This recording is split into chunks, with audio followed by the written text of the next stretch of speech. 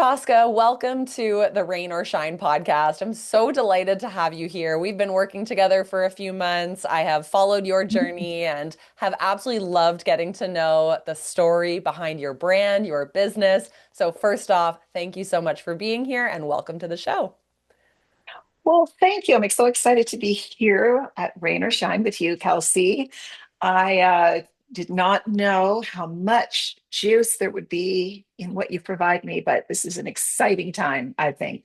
Oh, well, we're going to get into so much today, but I want to kick off with something that I'm really fascinated with, which is the unsexy side of Ah, transformation, the discipline of showing up even when you have no motivation. And my mm, listeners heard your bio in the intro. They know that you went through a massive life transformation in your I 40s. did. So I want you to take me back to those days of prepping to be on a magazine cover, prepping to transform your life and going through such a radical shift. How did you show up even on the days when you were like, I just want to eat Skittles in bed, or I don't want to lift heavy weights today. I don't want to continue on this journey because we all have those days, but it Yeah. seems like you were able to push through and really commit to a major change. So take us back to those days. All right. Well, that is a journey. Wow. Back in the day, I probably didn't really know what I was getting myself into, but I knew that the current state that I was in was not my optimal self, but almost like not honest to me. I knew that I had so much more in me that I wanted to give. And so, my very first cover shoot was actually a flop, to be honest. So there's some hard knocks for you. So my photographer said, I'm not giving you anything. I'm nothing. Like, so we're gonna shoot and we're gonna shoot 10,000 pictures and probably I won't take any.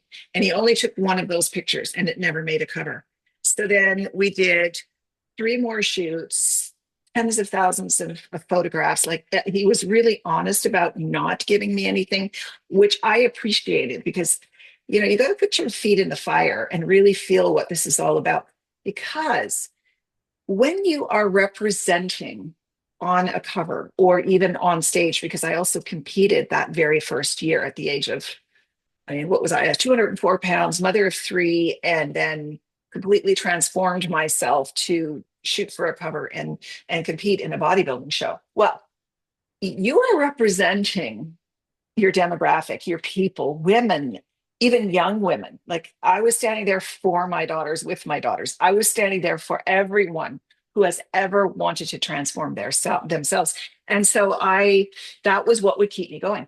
But I have to say, as you know, when you're trying to make change or transformation, there's a lot of repetitive drudgery, and you need to commit to the repetition, the work, because that in itself is flexing muscles that you need to develop in order to take it to the next level. So, I did find the chicken and the broccoli a bit repetitive. I did what did I miss most? Ice cream and cheese. But I knew that when I was standing on stage, nobody else was eating ice cream and cheese. So I had to show up in that way.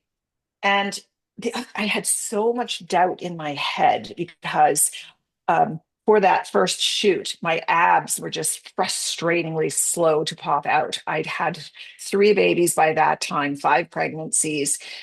Everybody that I was competing with on stage was much younger than me. No one had any children. Like I was 20 years older than most of the women on stage. And I'm thinking in my head, what am I doing here? And I had to keep reminding myself, this is not just my story, it's their story too. And I wanted to see that better version of myself. I knew I had more to give and that I was just on autopilot in life. Hmm. I could see this me that was zinging with purpose and passion. I wanted to be her and I could see her and I believed in her and she was calling me. So I had no choice. I Hmm. went. So incredible. Did you have any specific tools that you use to reconnect to her, even on the hard days? Because I think so often we set goals, whether it's a business goal or a fitness Yeah. transformation goal, and everything goes good for a week or two.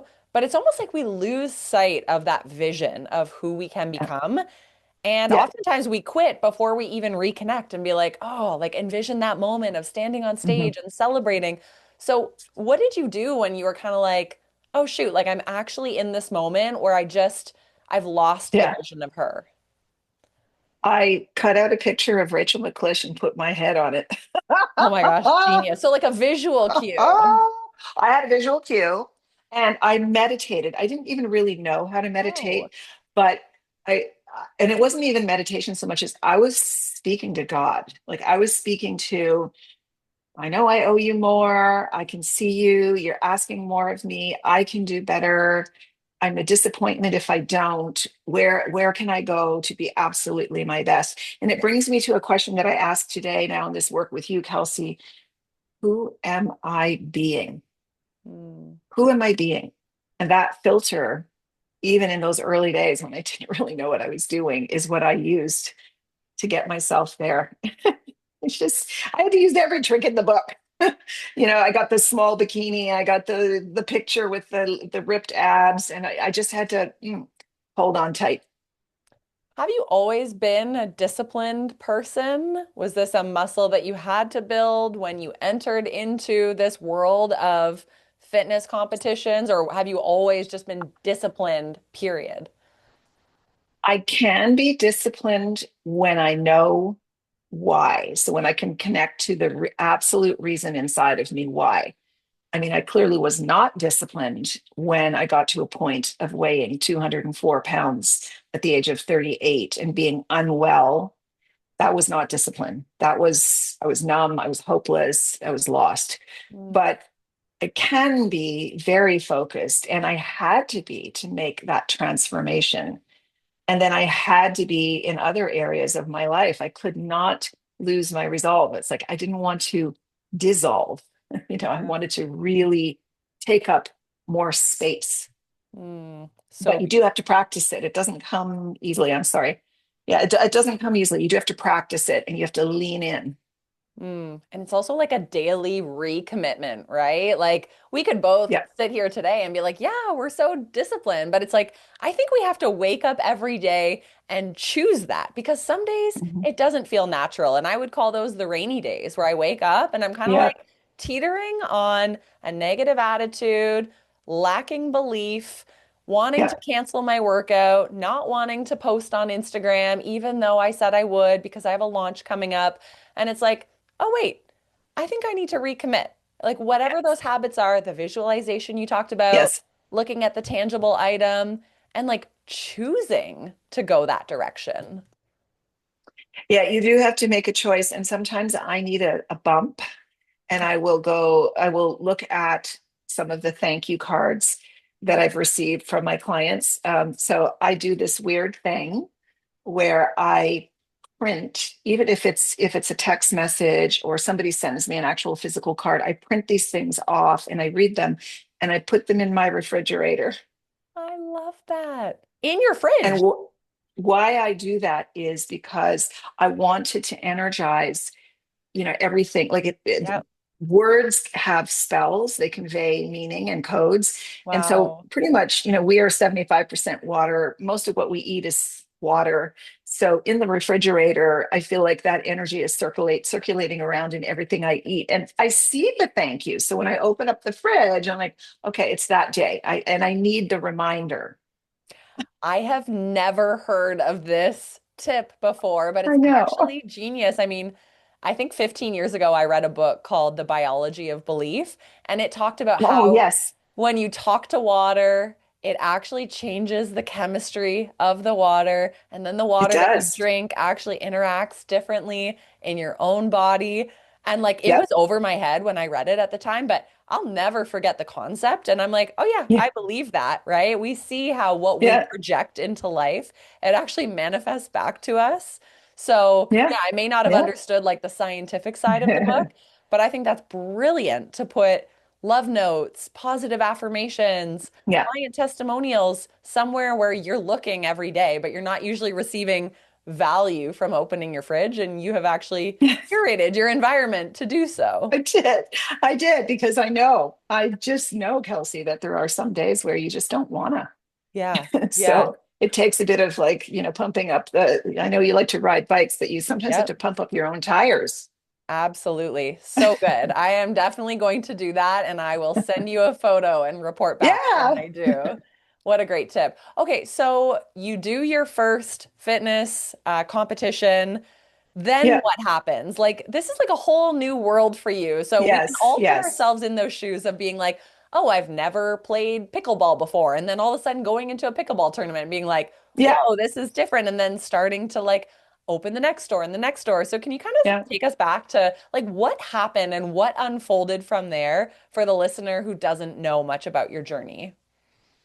And I never had the intention to be a big time bodybuilding competitor or fitness competitor.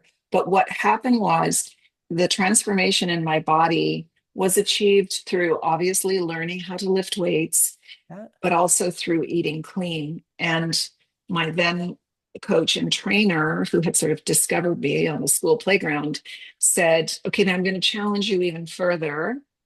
You did very well. You placed top five, which as a newbie was ridiculous, but I did it.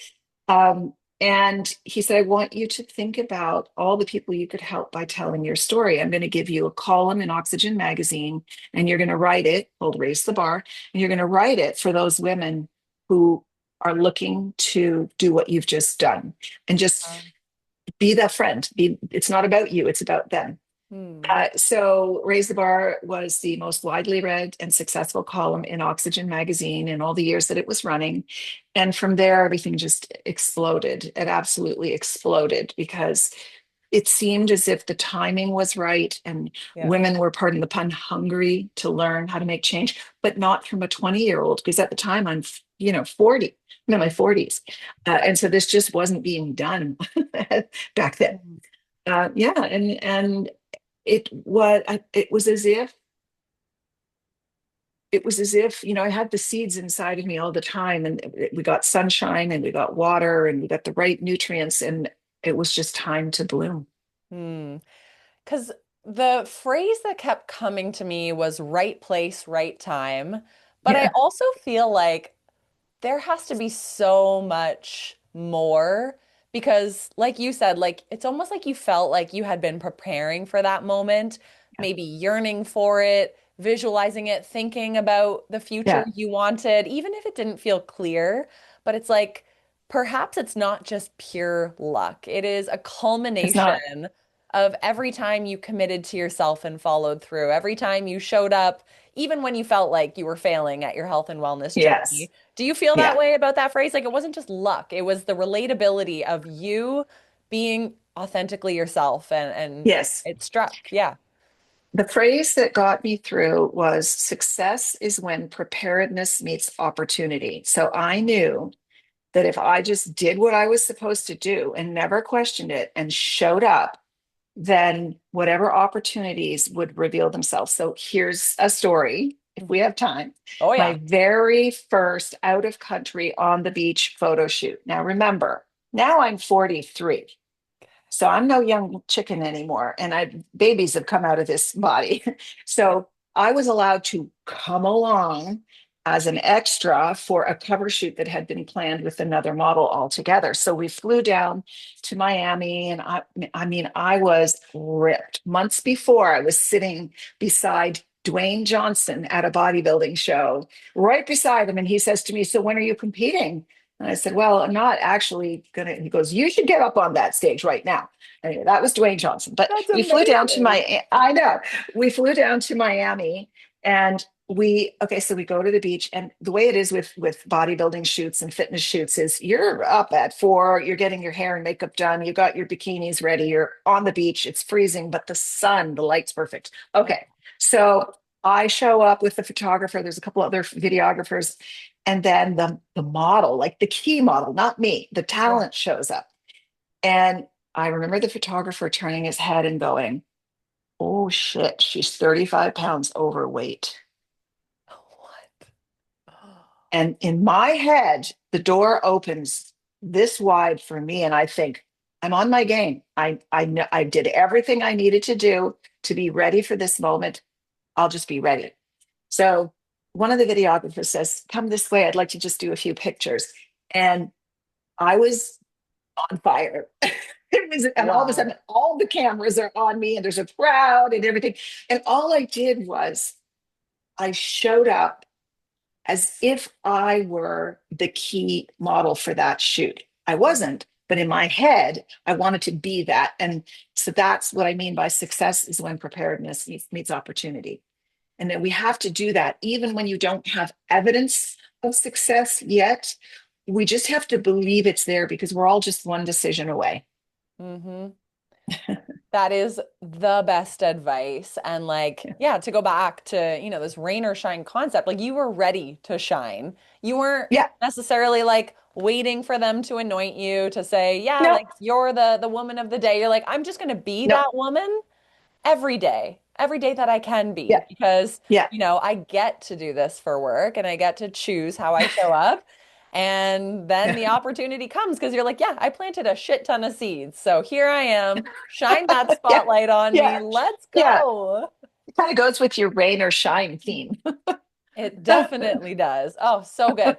Okay, so can you give us like a little career snapshot from there? Because you've had some incredible Oh, accomplishments, cookbook author, New York Times yeah. Yeah. bestseller. You've been, on so many different media, TV shows, Yeah. etc. Just unlock like what happened in what, like the next decade from there. Well, literally in a 5 year, almost, it was so fast. So I Yep. finish competing. I do my first shoot. I'm on the cover of Oxygen magazine. I get Mhm. the column, and we're seeing a massive response. So this was in the day when there was no social media. We were just barely getting email off the ground. And I Yeah. was just getting mail after mail after mail from a community that was hungry for this information. And so we got so many emails. I had to hire one person full time to answer all the emails. And from there, because the column was doing so well, I was challenged by Robert Kennedy Publishing to write a book. And I didn't know how to write a book. I mean, this is Yep. what JFK did in the 60s when he said we're going to the moon. Nobody knew how to Yeah. get to the moon, but we did Go it. figure it out. So yeah. So we figured it out, and I figured it out. And then so the first book I published, this one here, was we did a print run of 5,000 copies, thinking in Canada, we'll be lucky if we sell that in maybe a year or so. Yeah. We sold out in less than 2 weeks. I was like a Canadian national bestseller. And then the books just started to explode from there. And I got picked up by agents and publishing houses in the United States. And then I became a New York Times bestselling author.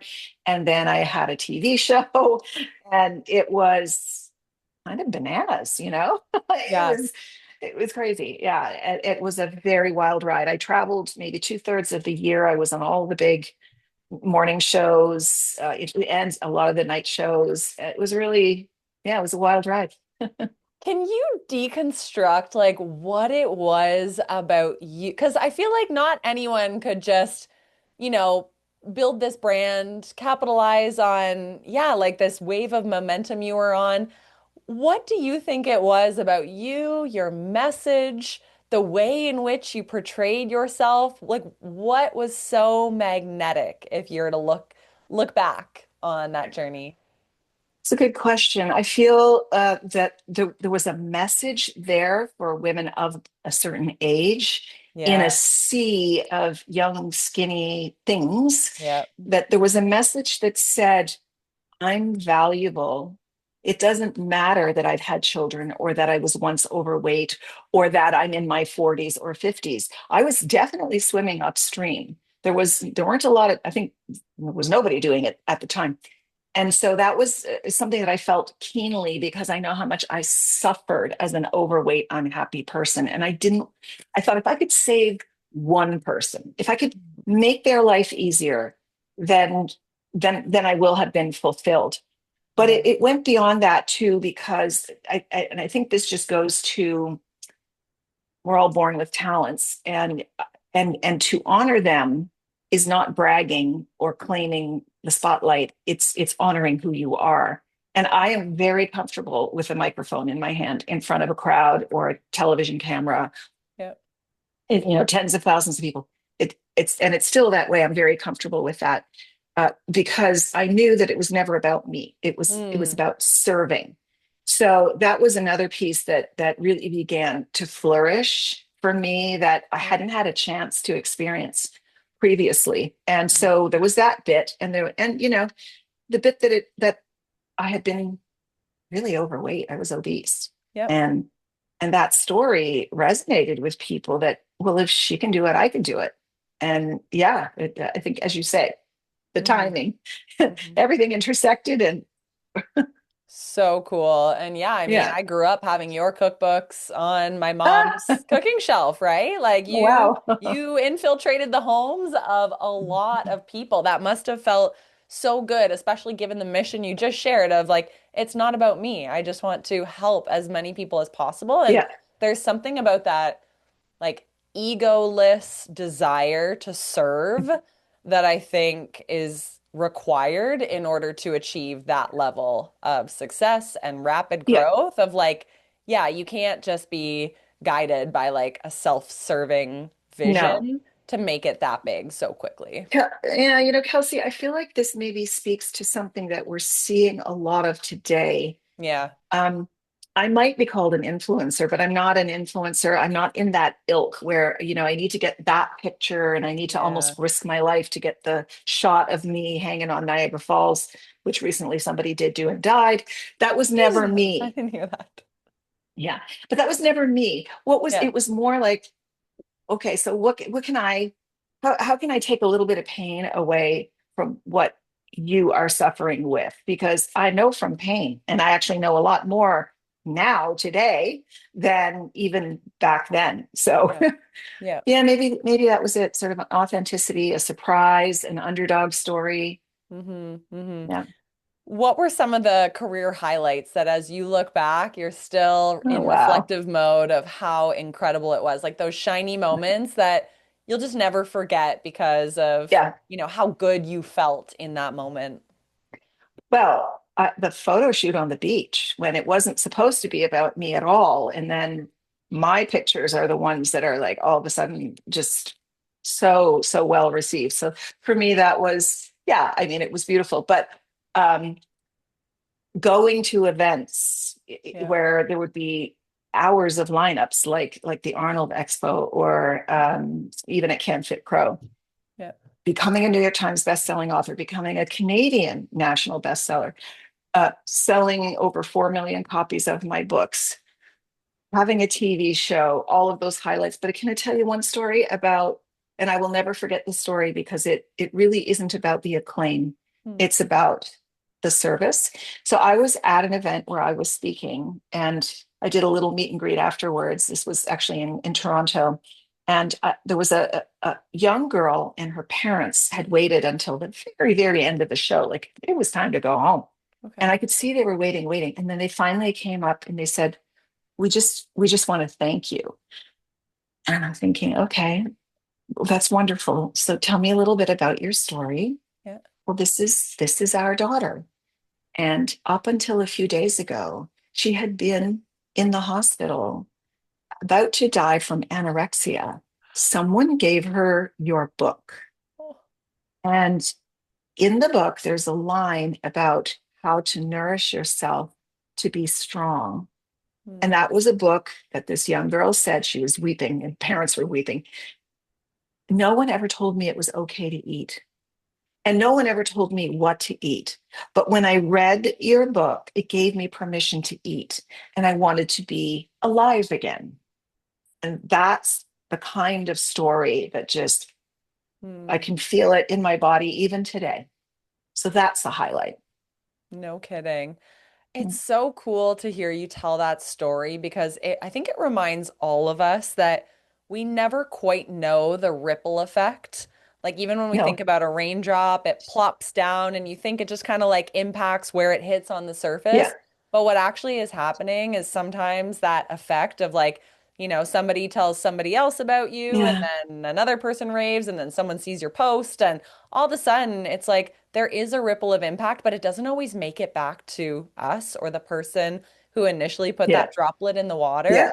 And every once in a while, when you've Yeah. shown up, rain or shine, you get these Yeah. stories, you hear the testimonials, and it's like Yeah. the most fulfilling thing for It's anybody, entrepreneur beautiful. or not, to just to know that what you said, what you did, the action you took affected one person. We know it affects lots of Yeah. people, but to hear that one story, it's just like Agreed. motivating enough to wake up again Yeah. tomorrow and keep creating, even in the absence of praise or immediate gratification. And it lets me speak too about this, what I think is such a beautiful human, one of the top human emotions, which is empathy, because empathy wraps up compassion and love. And Mm, when you have really, real, true empathy for another individual, you really want to serve. That is what comes shining out. Kelsey, it's the same with you. I mean, I met you through my daughter, and here we are having this conversation. But you are empathic towards what a person is going through when they want to elevate their business or elevate themselves in business. And I think this is why it works, because to me, there's no greater human emotion than that, and you can feel it. You're right. It's like it's hard to describe empathy, but when Yeah, you feel it and you know it. And yeah, it's like, yeah, yeah, yeah, it resonates from somebody when you meet them. Um, yeah.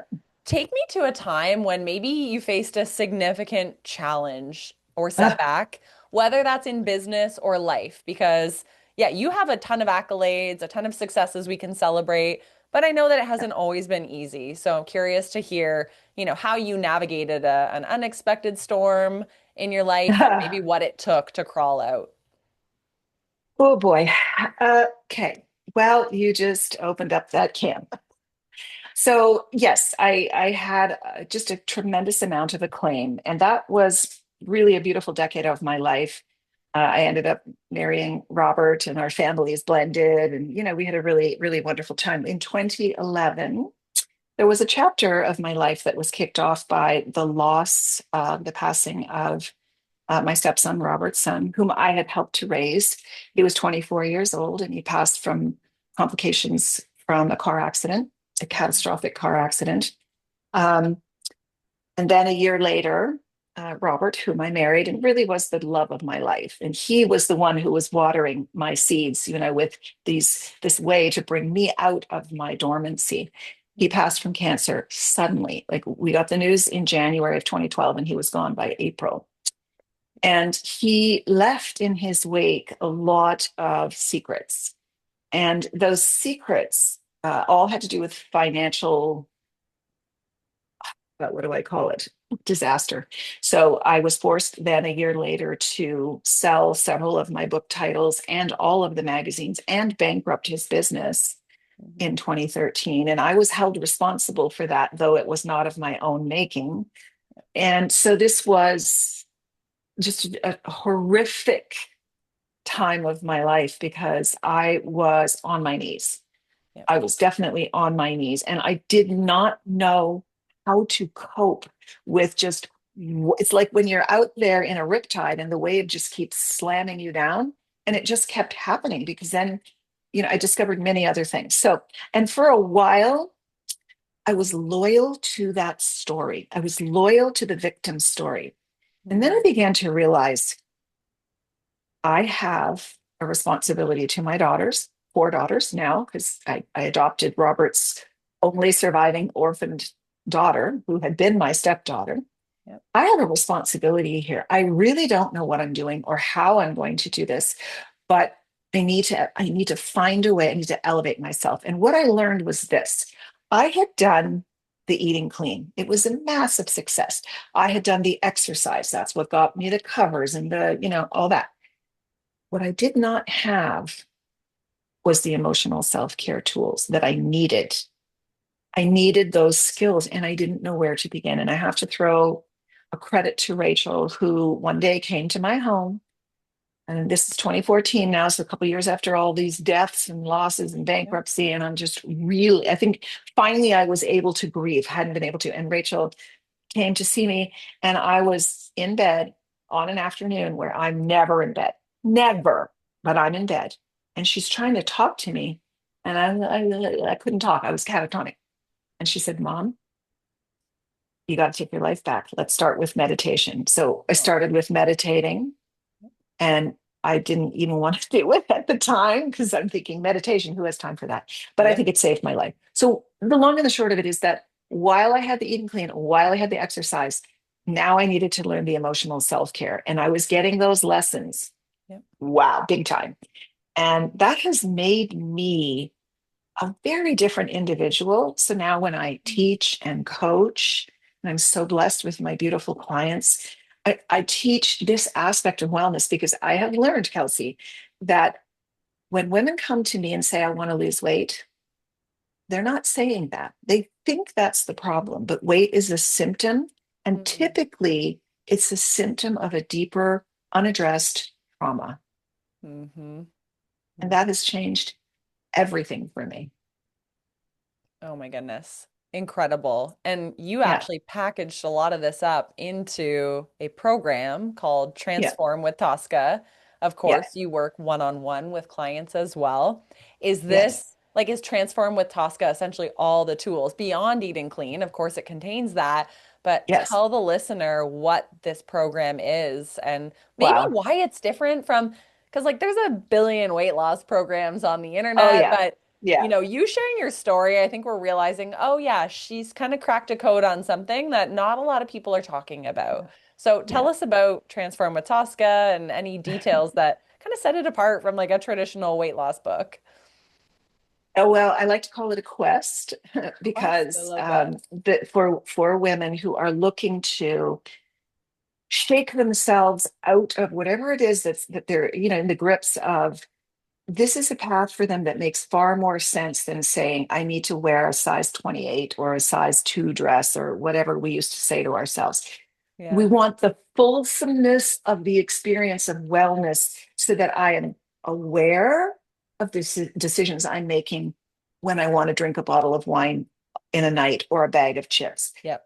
We want the conscientiousness of, wait a second, when I eat this, then I'm underserving myself here. So in Mhm. Transform with Tosca, you're getting 12 weeks with an intimate group of women who are all seeking similar transformation. And we start with the basics of eating clean because no matter how many times I teach this, Yep. people say, oh, no, I know how to eat clean. No, not so Yep. much. So we go back to the basics. Hmm.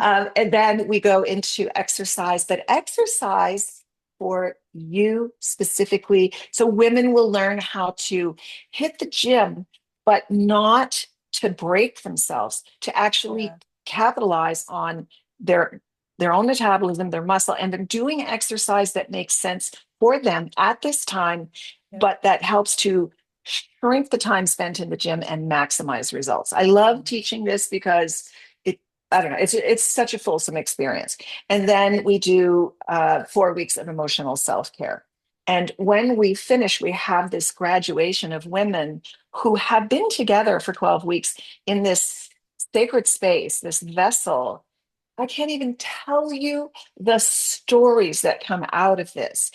These women are on this quest together. They make friends for life.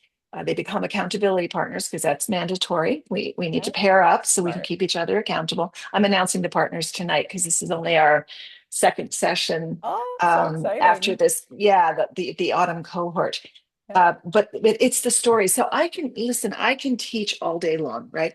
But what I can't script is the magic that happens when we Mm. do this in sisterhood, in community. And I have so many stories. I don't know if we have time. There's one story that every Go time I for it. tell it, just okay. So this actually happened. The idea of Transform with Tosca came from when I was hosting retreats live in Costa Rica. Right. And Yeah. so, but this story speaks to the sisterhood. So I have a group of women, and we're in a villa at the top of a hill, and the ocean's down there. And every day, invitation, you can join the group, walk down to the beach, and then we're going to walk back up the hill.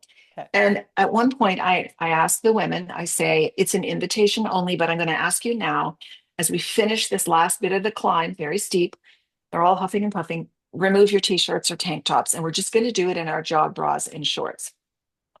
I'm like, okay, most of the people are like, "Oh, okay, whatever she Yeah. wants." Yeah. But one woman who was the fittest woman, you'd be surprised.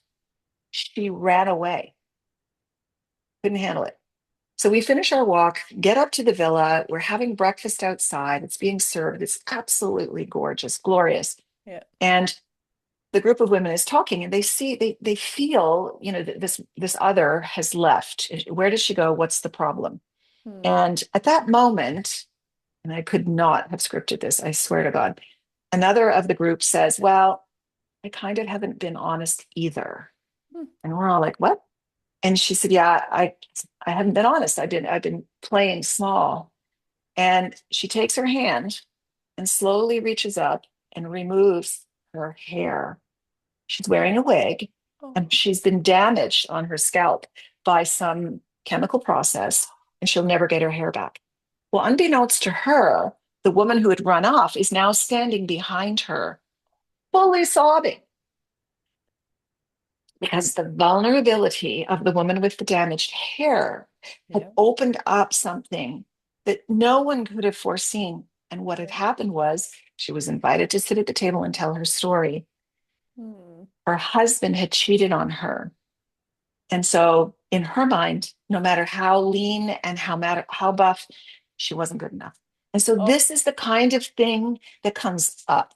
Yep. And then women are just such courageous souls to hold each other and hold space for each other, so that this is not something that has to be processed alone. It was so beautiful. After that, all bets were off. It was just incredible. But Oh. that's what happens in Transform with Tosca too.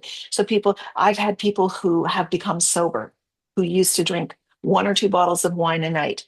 Someone who survived two rare cancers at once, someone who survived the loss of a child, drug overdose, you name it, it's all there. And really, it just becomes this safe vessel in which to learn and grow and expand well beyond dieting. Oh, like powerful beyond words. Those stories say it Yeah. all, honestly. And there's something so magical when one person decides to be vulnerable, share something that maybe takes a bit of courage, and the way that cracks other people open is just incredible. And it all is a testament to the type of community that you bring in and the way you're able to facilitate it. So, yeah, I would encourage anyone who is on a journey to head over to your website. And I know you have lots of details. Obviously, you just sold out your September Yes, cohort. You filled it up, so they've already missed that one. But I'm sure you have another one coming up, no matter when the listener is tuning into this, or they can look at your one-on-one coaching or all your other that's true. incredible Yeah. offers. So. Tosca, as we wrap this up, I want to really reflect on the person who's listening to this and maybe just having an off day. Maybe they're ready to throw in the towel with their business. They are Mm. frustrated and don't want to update their website anymore. Tech glitch gets them down. Maybe they just ate a whole cake and they're feeling shitty about themselves when they said they were going to eat clean today, go to the gym in that moment of just wanting Mhm. to beat yourself up, wanting to be like, you idiot, or, you're not good enough to be an entrepreneur, what Mhm. advice would you give to yourself, but also give to that person who's having just that rocky, rainy day? Yeah. I would say meet yourself in the space of grace. Hmm. Know that it is hard. Living and lifing is hard work. Being in business is hard work. I think the bomb to any of that is to not do it in isolation. After all those events that happened to me, and I realize this now, I intentionally went into dormancy. I didn't want to talk to anybody. I didn't want help. I wanted to just hide. But that also made things worse. And over time, and after doing some, hard work on myself, I was able to slowly expand and reach out for help, namely you, Kelsey. Now I'm going to get emotional. Yeah, you can't do it alone. You can't do it in a silo. You can't do it alone. I don't know. Like your mind just gets like this when you really want to be out here. So on those those days that feel like they're just completely limited and blocked and dark, Hmm. just meet yourself in grace. Say, yeah, it's a day. It's going to be a day. Hmm. And Who can I trust with my knowing? Who can I trust right now that is able to help me just a little share the burden and shift my attitude? Because honestly, a shift in attitude, like the woman who didn't want to take her shirt off to run and the woman who took her hair, shift in attitude, that's a miracle.